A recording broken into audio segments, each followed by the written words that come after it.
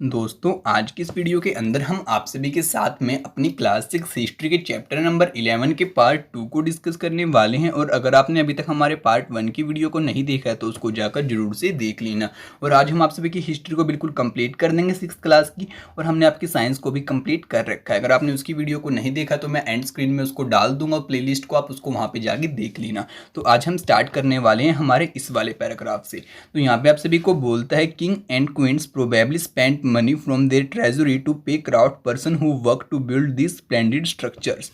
अब यहाँ पे मैं आपको थोड़ा बहुत ओवरव्यू दे देता हूँ। भाई कल हमने स्टडी किया था कि जो हमारे मंदिर होते थे, स्तूपा होते थे, उनको हमारे किंग्स और क्वींस बनवाते थे। ठीक है, अब यहाँ पे आप सभी को बताते हैं कि जो आपके राजा और रानी होते थे वो क्या करते थे, अपने क्राफ्टमैन पर्सन्स को अपने तिजोरी के अंदर से उनको पैसे देते थे और अपने मंदिर को बनवाने के लिए बोलते थे इन स्प्लेंडेड स्ट्रक्चर्स को, यानी कि बड़े बड़े और अच्छे दिखने वाले स्ट्रक्चर्स को।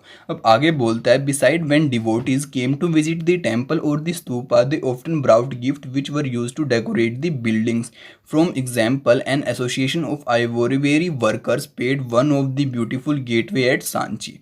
अब यहाँ पे आप सभी को बताता है फिर बाद में जो श्रद्धालु लोग आते थे ना वहाँ पे, वो भी बहुत अच्छे अच्छे गिफ्ट लेके आते थे अपने भगवान के लिए, अपने डाइटी के लिए। ऐसा ही एग्जाम्पल आपको सांची पे भी देखने को मिलता है कि जो आपके सांची का गेटवे है ना वहाँ पे, उसको बहुत अच्छे तरीके से वहाँ पे बनाया गया है आपके जो भी लोगों ने गिफ्ट दिया था उसके जरिए, और बहुत अच्छा वो दिखने में। ठीक है, तो अब आगे बोलते हैं among the other who paid for decoration were the merchant, farmer, garland makers, perfume Smith and herders of the man and women who were known only by their names which were inscribed on the pillar railing and walls. अब यहाँ पे बताता है कि और भी बहुत सारे लोग थे जो आपके इन मंदिरों को बनाने में अपना सहयोग देते थे, जैसे कि आपके किसान हो गए, गार्लैंड मेकर हो गए, परफ्यूमर्स हो गए, साथ में आपके स्मिथ हो गए, जो आपके हर्डर्स हो गए, और भी बहुत सारे लोग थे। आपके मैन भी थे और वुमेन भी थे, दोनों के दोनों पे करते थे। और हमें इनके बारे में इसलिए पता चला क्योंकि इनके जो कुछ के नेम है वो हमें रेलिंग के ऊपर, वॉल्स के ऊपर और हमारे पिलर्स के ऊपर हमें लिखे हुए मिले हैं। So when you get a chance to visit any of this building remember how several hundreds of people probably work to construct the decorated them. अब यहाँ पे बताता है कि अगर कभी आपको मौका मिले इनको जाके देखने का तो आप इनके नाम को जरूर पढ़ना, और आपको पता चलेगा कि इन सभी लोगों ने कैसे कैसे अपना योगदान दिया है इन मंदिरों को बनाने के अंदर। Make a diagram like once on page 88 to show the stage in the building of temple और स्तूपा। अब यहाँ पे बोलते हैं कि आप ऐसा कोई डायग्राम हमें बना के दिखाओ जो कि आपके स्तूपास की बिल्डिंग की पूरी प्रोसेस को यहाँ पे दिखाए, या फिर आपके मंदिर की बिल्डिंग की पूरी प्रोसेस को यहाँ पे दिखाए। जैसे कि पहले पत्थर ढूंढ के लेके आना, फिर उसको शेप देनी। तो आप सभी इन चीज़ों को डायग्राम के अंदर शो करके अपने नोटबुक के अंदर बना सकते हैं, या फिर मेरे पास भी इसको सेंड कर सकते हैं। अब हमारा नेक्स्ट टॉपिक आता है पेंटिंग से रिलेटेड। तो दोस्तों यहाँ पे बोलता है फाइंड अजंता ऑन मैप 7। यहाँ पे आपको अजंता को ढूंढने की बोलता है आपके मैप नंबर 7 के ऊपर। अब ये लोकेशन भी मैंने आपको बताई थी। This is a place where several caves were hollowed out of the hills over centuries. अब आपकी ये वो वाली जगह है जहाँ पे आपकी बहुत सारी आपकी गुफाएं निकाली गई हैं पहाड़ों को तोड़कर या फिर उनको खोद कर। Most of these were monasteries for Buddhist monk and some of them were decorated with the paintings। कहते हैं इनमें से आपकी कुछ तो क्या थी, बुद्धा की मोनेस्ट्री थी, और कुछ इनमें से जो आपकी गुफाएं हैं वो पेंटिंग के साथ में डेकोरेट यहाँ पे कर रखी हैं।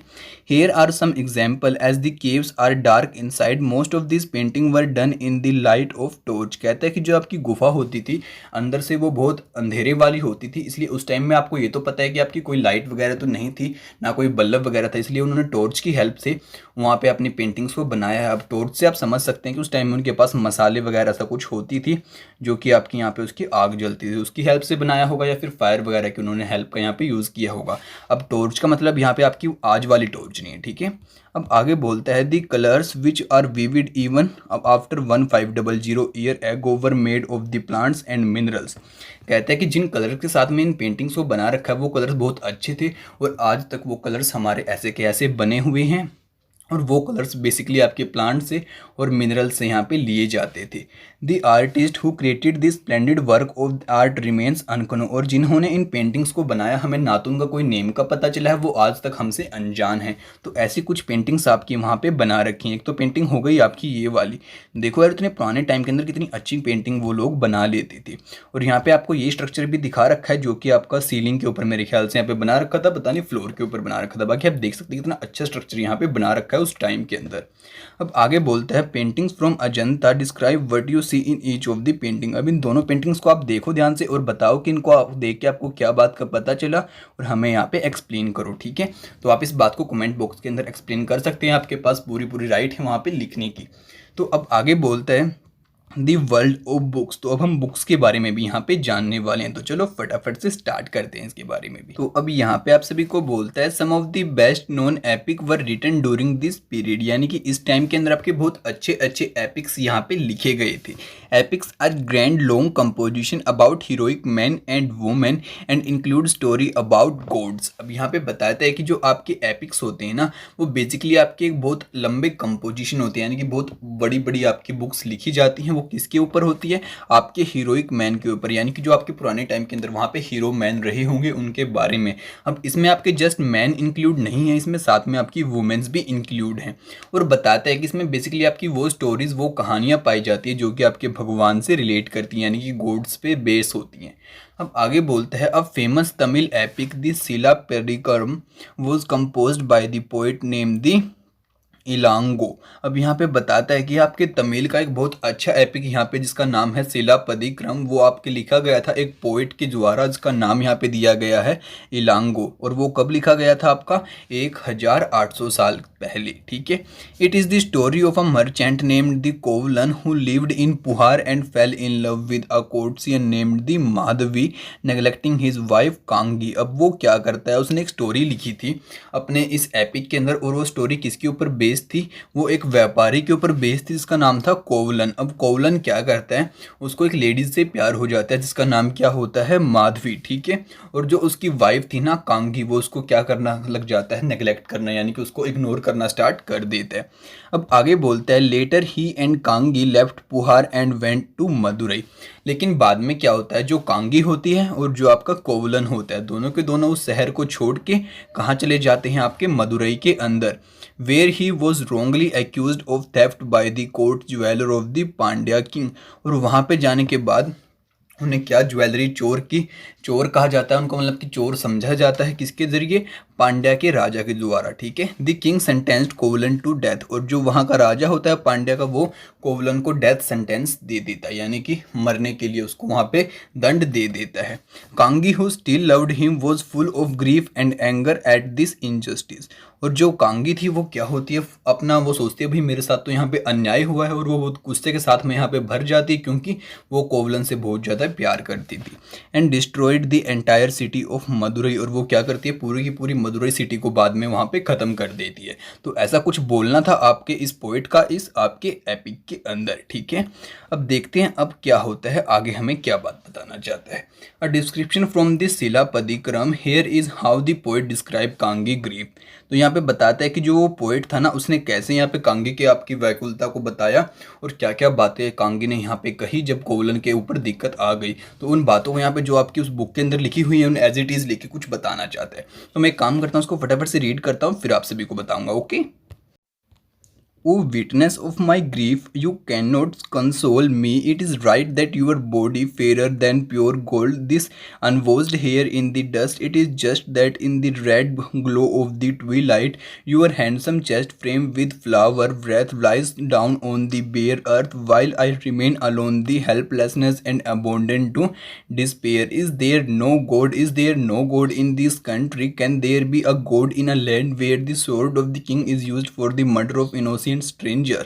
Is there no God? No God. तो यहाँ पे और कुछ नहीं, बस यही बात बताता है कि जो वो कांगी होती है ना उस राजा का विरोध करती है और यही बात कहती है कि यहाँ पे कोई भगवान नहीं है, यहाँ पे कोई अच्छा रूलर नहीं है, क्या कोई मेरे जिसको मैं प्यार करती हूँ उसको नहीं बचा सकता, इसका कोई दोष नहीं है, इसके ऊपर इसने कोई भी ऐसी कोई प्रॉब्लम नहीं की है, इसने ऐसा कोई चोरी नहीं की है, लेकिन तब भी इसके ऊपर यहाँ पे दंड दिया जा रहा है, इसको मार दिया जा रहा है, तो प्लीज़ इसको कोई सेव करो, क्या यहाँ पे कोई भी भगवान नहीं है। तो बेसिकली यही बात यहाँ पे बोलती है।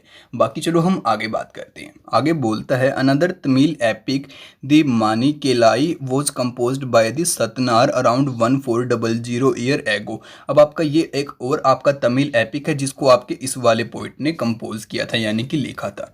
This describe the story of the daughter of कोवलन and Madhavi. और ये आपको किसकी स्टोरी बताएगा? कोवलन की और माधवी की जो डॉटर थी यानी कि लड़की थी उसकी। These beautiful compositions were lost to scholars for many centuries till their manuscripts were rediscovered about the 100 year ago. अब जो आपका ये वाला एपिक था ये हमारे आर्कियोलॉजिस्ट थे अभी खो चुका है, लेकिन इसकी हमारे पास अभी भी कुछ मनुस्क्रिप्ट्स हैं और उनको वो स्टडी करते हैं. Other writers such as Kalidasa about whom you read in chapter number 10 wrote in Sanskrit.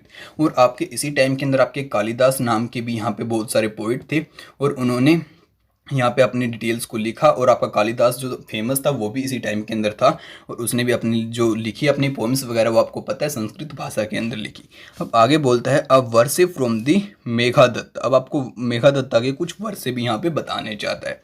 Here is a verse from Kalidasa best known poem the Meghaduta. अब आपको पता है कि जो मेघादत्ता है वो आपके कालिदास की सबसे अच्छे वाली पोएम है. अब उसकी कुछ बातें आपको यहाँ पे लिख के बताना चाहता है. In which a monsoon cloud is imagine to be a messenger between lover who are separated from one another. इसके अंदर बेसिकली आपका कालिदास क्या बताता है कि जो आपका बादल है ना वो as a messenger role play कर रहा है दो प्यार करने वालों के बीच में जो एक दूसरे से बिछड़े हुए हैं. ठीक है. See how the poet describe the bridge that will carry the cloud northward. और यहाँ पे आपके बादल के बारे में ही आपका कालिदास बात करता है. तो चलो इसको भी एक बार पढ़ लेता हूँ और मैं आपको फिर इसका जो कोर पॉइंट होगा उसको बता दूंगा.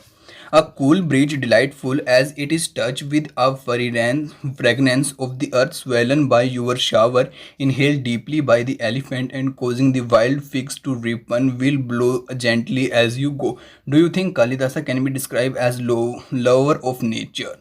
यहाँ पे बेसिकली कुछ नहीं, बस आपको आपके नेचर का लव कालिदास के जरिए बताया गया है. और आपकी जो कुछ पोएम्स की यहाँ पे लाइनें हैं आप इन लाइनों को इजीली पढ़ सकते हैं और इजीली के मीनिंग को समझ सकते हैं. यानी कि इसके अंदर कुछ भी आपको समझाने वाली ऐसी बात नहीं है. तो इसको आप खुद भी स्टडी कर लेना. तो हम आगे बात करते हैं. तो आगे आपका पॉइंट आता है recording and preserving old stories. अब आपकी जो पुराने वाली कहानी थी उनको रिकॉर्ड करना और उनको प्रिजर्व करना. तो चलो इसके बारे में भी यहाँ पे बात कर लेते हैं. A number of Hindu religious stories that were in circulation earlier were written down around the same time. जो आपकी पुरानी हिंदू की कहानियाँ होती हैं जो आप आज सुनने को देखती हैं वो भी आपकी इसी टाइम के अंदर लिखी गई थी. दीज इंक्लूड दी पुरानाज. और इनमें आपकी पुराना भी शामिल थी.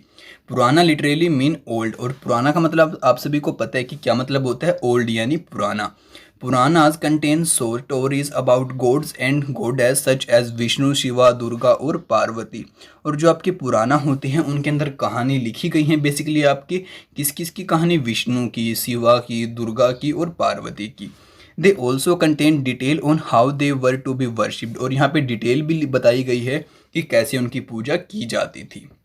Beside there are account about the creation of the world and about kings. और यहाँ पे आपको ये भी बताया गया कि संसार कैसे बनाया गया था आपके इन देवताओं के जरिए और आपके राजा का यहाँ पे क्या काम रहता था. अब आगे बोलता है the Puranas were written in the simple Sanskrit verse and were meant to be heard by everybody. ये आपकी सिंपल संस्कृत भाषा के अंदर जो आपकी पुराना थी वो लिखी गई थी और उनको कोई भी लोग पढ़ सकता था. Including women and Shudras. यानी कि आपके शूद्राज भी और वुमेन्स भी. Who were not allowed to study the Vedas. अब आपसे यहाँ पे क्वेश्चन भी पूछता है कि किन लोगों को अलाउड नहीं था कि जो वेदा नहीं पढ़ सकते. वो थी आपकी वुमेन साथ में शूद्रा भी. लेकिन यहाँ पे ये दोनों भी इसको पढ़ सकते थे. There were probably recited in temples by priest and people came to listen them. और ये आपकी बेसिकली मंदिरों के अंदर आपके जो पंडित वगैरह होते हैं वो इसको गा के सुनाते थे और लोग इनको सुनने के लिए यहाँ पे आते थे. आगे बोलता है two Sanskrit epic the Mahabharata and Ramayana had been popular for a very long time.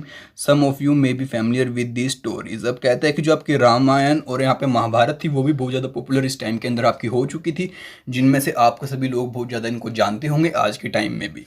The Mahabharata is about a war fought between the Kauravas and Pandavas who were cousins. अब यहाँ पे बताता है कि जो आपकी महाभारत है उसके अंदर आपका वॉर बताया गया है आपके कौरवों और पांडवों के बीच में जो कि दोनों क्या थे मतलब कि कजन्स थे. This was a war to gain control of the throne of the Kuru. और ये आपका वॉर था कुरु के राजगद्दी पर बैठने के लिए एंड देयर कैपिटल हस्तिनापुर के लिए. ठीक है. The story itself was a old one but was written down in the form in which we know it today. अब कहता है कि आपकी स्टोरी बहुत पुरानी है और बहुत अच्छे तरीके से आपकी लिखी गई है जिसको हम आज भी जानते हैं. अबाउट 1500 ईयर एगो आपकी 1500 साल के आसपास लिखी गई थी. Both the Puranas and Mahabharata are suppose to have compiled by Vyasa. और जो आपके पुरानाज हैं और महाभारत है दोनों के दोनों आपके व्यास के द्वारा लिखे गए हैं. अब आगे बोलता है the Bhagavad Gita about which you learn in chapter 9 was also include in the Mahabharata. और जो आपकी भगवत गीता है वो भी आपके यहाँ पे महाभारत के अंदर ही इंक्लूड यहाँ पे होती है, ठीक है। अब आगे आपको रामायणा की बात बताएगा। The Ramayana is about a prince of Kosala who was sent into exile. अब जो आपका जो रामायण थी वो आपकी कोसला के राजा के ऊपर बेस है, यानी कि कोसला के राजकुमार को एक्साइल पे यानी कि वनवास के लिए भेजा जाता है। His wife Sita was abducted by the king of the Lanka named Ravana and Rama had to fight a battle to get her back। और यहाँ पे क्या होता है, जो उसकी पत्नी होती है सीता, उसको रावण उठा के ले जाता है, फिर राम उसको बाद में ले आता है, उसके लिए उसको युद्ध करना पड़ता है। He won and returned to Ayodhya the capital of the Kosala after his victory। और रावण को हराने के बाद वो बाद में अयोध्या आ जाता है अपनी जीत को हासिल करके। Like the Mahabharat this was an old story। और महाभारत की तरह ये भी आपकी बहुत पुरानी कहानी है। That was now written down। Valmiki is recognized as the author of the Sanskrit Ramayan. अब कहता है कि जो वाल्मीकि है उसने आपकी ये रामायण लिखी थी, जो कि आपकी संस्कृत के अंदर लिखी थी। There are several versions, many of which are performed by the Mahabharata and Ramayana, popular among the people in different part of the subcontinent। Find out versions in your state। अब कहता है कि जो आपकी महाभारत है उसके अलग अलग टाइप के वर्जन्स आपके अलग अलग स्टेट्स के अंदर पॉपुलर है, आप अपने स्टेट के वर्जन को यहाँ पे फाइंड आउट कर सकते हैं। Stories told by the ordinary people. अब हमारी उन कहानियों की बात आती है जो कि आपके आम लोगों के जरिए गाई जाती थी और आम लोग उनको जानते थे। तो यहाँ पे आते हैं सबसे पहले ordinary people also told stories composed poem and songs. और जो आपके आम लोग थे वो भी यहाँ पे कहानियाँ गाते थे, सुनाते थे, साथ में डांस करते थे और अपने प्लेज को, नाटकों को यहाँ पे परफॉर्म करते थे। Some of these are preserved in collection of the stories such as the Jataka and the Panchatantra. इनमें से आपकी कौन सी कहानियाँ होती थी, बेसिकली आपकी ये जातका और Panchatantra. Which were written down around the time. Stories from the Jataka were shown on the railing of the stupa and painting in the places of such as Ajanta. और कहता है कि ये स्टोरीज आपकी बेसिकली या तो स्तूपा की वॉल के ऊपर, रेलिंग के ऊपर लिखी जाती थी, या फिर आपकी अजंता की जो आपकी जगह थी, केव थी, गुफाएं थी, वहाँ पे लिखी जाती थी। और ऐसी एक कहानी आपको यहाँ पे भी दिखा रखी है। तो मैं एक काम करता हूँ, इस पूरी की पूरी कहानी को खुद से स्टडी कर लेता हूँ फटाफट से, फिर आपको सीधा इसको मैं हिंदी के अंदर समझा दूंगा, ठीक है। तो चलो फटाफट से करते हैं इसको एक बार। तो इस स्टोरी के अंदर आप सभी को बताता है कि जो यहाँ पे देख सकते हो आप इस फिगर को, यहाँ पे आपके बंदर दिखेंगे आपको पेड़ के ऊपर। कहता है कि एक पेड़ के ऊपर आम का आपका पेड़ था, उसके ऊपर बंदर वगैरह लोग रहते थे, साथ में उसके बंदरों का एक सरदार भी था। उस आम की एक खास बात थी, आम के पेड़ की एक खास बात थी, वहाँ पे बहुत अच्छे अच्छे और मीठे आम लगते थे। एक बार क्या होता है, उस पर से एक आम टूट के नीचे गिर जाता है, तो वो आम फिर नदी में बहता हुआ आगे चला जाता है और आगे एक राजा वहाँ पे नदी के अंदर स्नान कर रहा था, उसको वो आम मिल जाता है।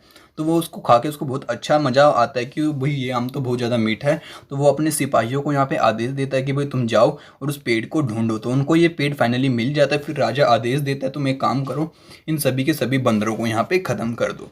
तो बेसिकली बंदरों का जो सरदार होता है वो क्या करता है, वो यहाँ पे पेड़ के ऊपर बैठ के और टहनियों को तोड़ के यहाँ पे जैसे नदी के ऊपर से उनको इकट्ठा करके नदी की दूसरी तरफ उनको यहाँ पे कर देता है, ठीक है। और तभी यहाँ पे जो राजा के सिपाही थे और साथ में राजा इस सभी चीज़ों को यहाँ पे देख रहे थे, वो सभी के सभी बंदर वहाँ पे क्रॉस कर जाते हैं, लेकिन जो बंदरों का सरदार था वो यहाँ पे रह जाता है और वो मारा जाता है। उसके बाद राजा को बहुत ज़्यादा दुख आता है और राजा उस बंदर को, सरदार को अपने साथ में लेके यहाँ पे बैठ जाता है मरे हुए को, और उसका बाद में बहुत अच्छे तरीके से अंतिम संस्कार करता है। और वो देखते हैं कि भाई राजा ने कितने अच्छे तरीके से अपने सभी के सभी जो उसकी प्रजा थी उसको बचा लिया और सभी के सभी अपने दोस्तों को कैसे बचा लिया। राजा बिल्कुल ऐसा ही और अच्छा होना चाहिए, बस यही आपको स्टोरी के अंदर यहाँ पे बताना चाहता है। और कहता है कि ऐसे कुछ आपकी स्टोरीज यहाँ पे जातका की और अजंता की होती थी, ठीक है। अगर बाकी आपको इसको पढ़ना है खुद से तो आप खुद से भी इसको पढ़ सकते हैं, ठीक है। चलो इसी के साथ हम आगे बात करते हैं। तो आगे आप सभी को बोलते हैं राइटिंग बुक्स ऑन साइंस। अब बात आती है कि हमारी जो साइंस के ऊपर बुक्स थी वो भी अब लिखना स्टार्ट हो चुकी थी।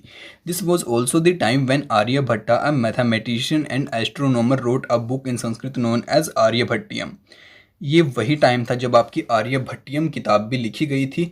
जो किसने लिखी थी, आपके आर्यभट्ट ने। आर्यभट्ट क्या थे, आपके मैथमेटिशियन भी थे और आपके एस्ट्रोनॉमर भी थे। अब एस्ट्रोनॉमर होते हैं आपके वो वाले लोग जो आपके आसमान में तारों को देख के कुछ आपकी फॉर्चून वगैरह बता देते हैं, ठीक है। He started that day and night were caused by the rotation of the earth। और इसने बताया था कि जो आपकी अर्थ है उसके घूमने से ही आपके जो दिन है और रात हैं वो बनते हैं उसके एक्सिस पर। Even though it seems as if the sun is rising and setting every day, he developed a scientific explanation for eclipse as well। और इसने आपके eclipse की भी यहाँ पे आपकी थ्योरी को दे दिया था। अब ये बातें मैं आपको ज्योग्राफी के अंदर बताने वाला हूँ ज़्यादा डिटेल में अभी के लिए, आप इसको इतना ही समझ लीजिए कि आपके जो आर्यभट्ट थे उसने क्या क्या बातें आपको बताई थी।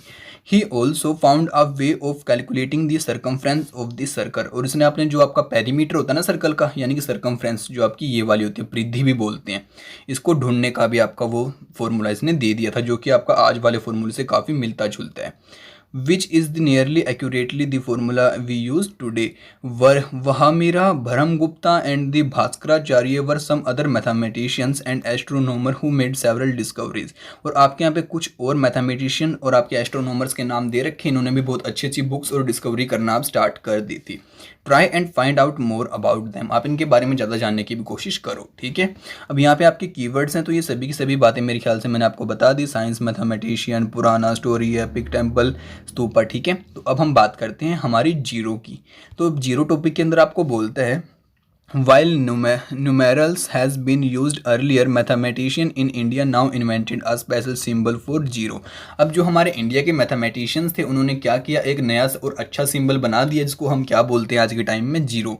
This system of counting was adapted by the Arabs and then spread to the Europe, और यही सिस्टम आपका आज के टाइम में अरब्स भी यूज़ करते हैं, यूरोप भी, और धीरे धीरे आपका ये सिस्टम सभी जगह यहाँ पे फैलना स्टार्ट हो गया। It continue to be use in throughout the world, और फिर पूरे के पूरे वर्ल्ड के अंदर इसको यूज़ किया जाने लगा। The Roman use a system of counting without using zero, try and find out more about it. जो आपके रोम के लोग होते हैं वो बगैर जीरो के आपकी काउंटिंग्स को करते हैं, तो आप उसको भी जान सकते हैं, उनके सिस्टम के बारे में आप कुछ और जानने की कोशिश करिए, गूगल के ऊपर इसको सर्च करिए। अब आगे आपको आयुर्वेदा के बारे में भी कुछ बातें यहाँ पे बताना चाहता है। Ayurveda is a well known system of the health science that was developed in the ancient India. अब एलडी जो आपका आयुर्वेदा था ना, वो भी आपका हेल्थ से रिलेटेड आपकी कुछ साइंस थी जो कि आपके पुराने इंडिया के अंदर यहाँ पे डेवलप हो चुकी थी। The two famous practitioner of the Ayurveda in the ancient India were Charaka.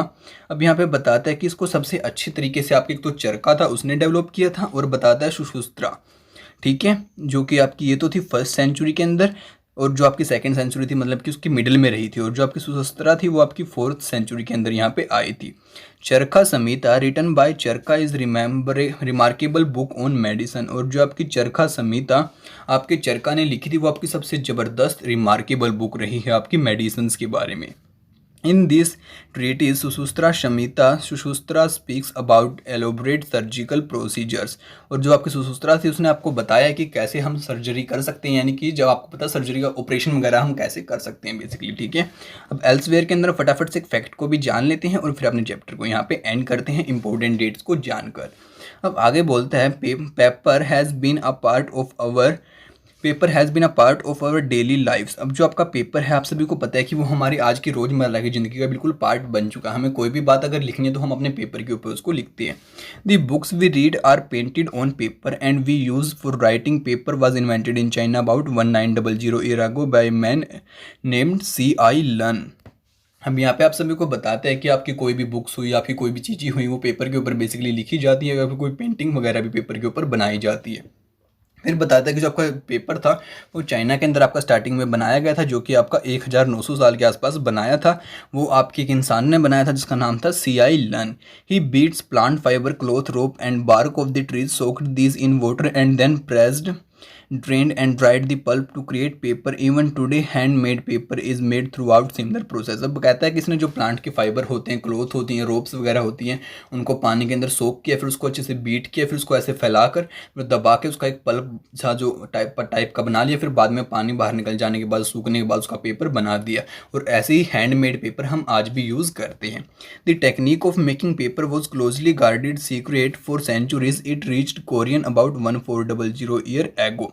अब कहता है कि जो चाइना के लोग थे ना, उन्होंने इस पेपर की टेक्निक को बहुत ज़्यादा सीक्रेट रखा, लेकिन बाद में 1400 साल के आसपास वो आपकी कोरिया में भी पहुंच गई थी और फिर जापान के आगे भी चली गई थी। It was known in the Baghdad about 1800 year ago, और वो बगदाद में आपकी 1800 साल के आसपास पहुंची थी। From Baghdad it spread to the Europe, Africa and the other part of the Asia, और उसके बाद वो एशिया में बिल्कुल अच्छे तरीके से फैल गई और पार्ट्स में भी उसका फैलना स्टार्ट हो गया।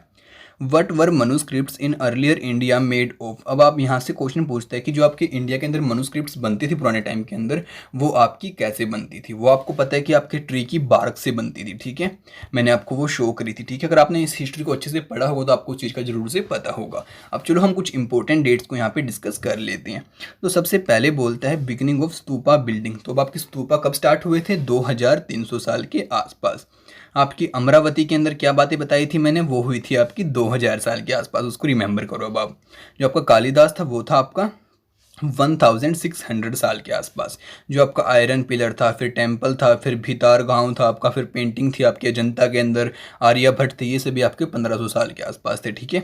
अब जब आपके दुर्गा के मंदिर थे वो थे आपके 1400 साल के आसपास। तो इसी सब के साथ हमारा चैप्टर यहाँ पे कंप्लीट हो जाता है, ठीक है।